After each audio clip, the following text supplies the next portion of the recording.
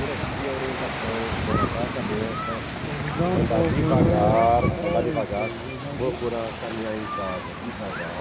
A mamãe fala, fica devagar, obedece ela, tá bom? Para não ficar paquerando aqui lá no... Outra coisa,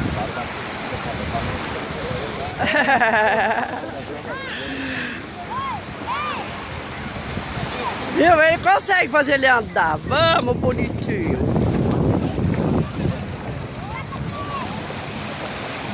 Nossa, ele vai até lá, tá vendo? Olha.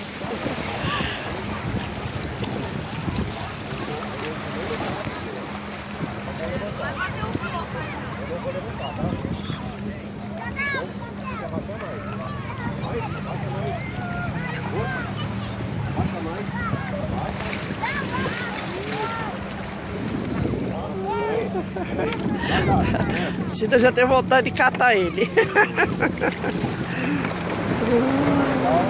Costa nessa. Isso. O remo é igual, tá, João? Ricardo, hoje você vai levantar mais o remo na vertical. Mais, vai levantar, ó. Isso.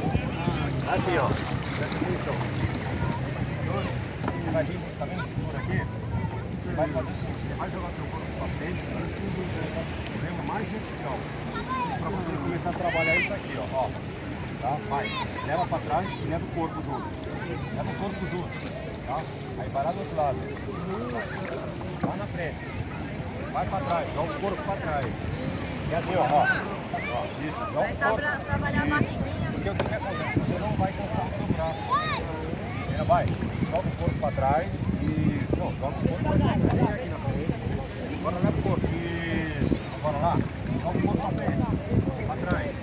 Isso, coordenação. Entendeu? A Joama ela vai remar um pouquinho mais lento hoje, que é pra você acompanhar. Mas você tem que ir lá na frente, porque você tá muito barrigudo. Você tem essa barriguinha aí. Tira a barriga. Tá bom, filho? Porque o peso na barriga aqui na frente faz com que você caia pra frente. Então, ou você corta ela na faca ali, ou você começa a fazer abdominal na faca. Pra fazer a barba, porque a barba, ela cresce aqui na cabeça. Você tem que levantar. Tá bom? A peruca depois a gente resolve.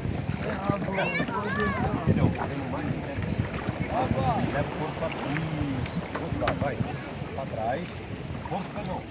Pra trás de novo. Outro lado. Pra trás. Leva o corpo. Isso. Isso. Aqui. Isso. Aí. Logo logo vai acontecer. Vai embora.